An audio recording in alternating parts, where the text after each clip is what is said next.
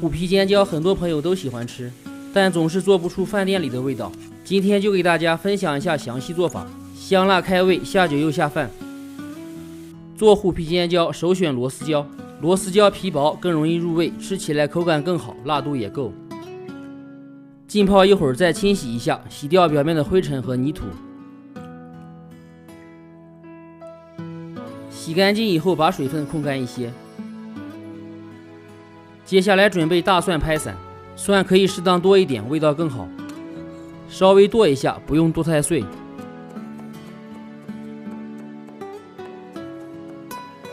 准备几个小米辣，洗干净切成圈，全部切好以后放盘里备用。接下来把辣椒籽去一下，像这样用力往里按压，就能很容易的把辣椒籽去除干净。抖出里面散的辣椒籽，要不成菜影响美观。把螺丝椒拍散一些，方便入味，但是也不要拍太碎了。切成段，长度5厘米左右。全部切好以后放盆里备用。锅提前预热一下，放油。油热以后把螺丝椒下锅煎一下，在饭店一般都是油炸，家里面操作煎一下就可以，也能起到一样的效果。按压一下，煎一会儿以后再来回的炒一下，全程用中小火，火太大了容易煎糊。家里面的火一般需要3-4分钟左右，一直煎到起虎皮就可以了，到处备用。锅里放少量油，加入小米辣和蒜末，小火炒香，炒至蒜末颜色微黄就可以了。加入一勺老干妈，继续小火炒一下。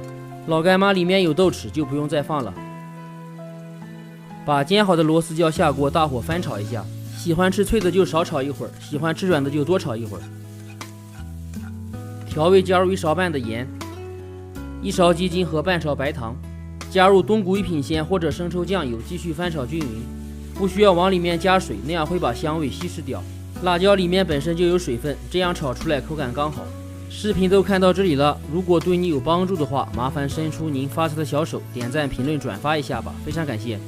这样做的虎皮尖椒香辣开胃，下酒下饭都很不错，尤其是大鱼大肉吃多了，来一盘也是特别解腻。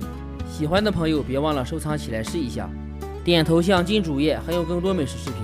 感谢您的关注和支持，我们下期见。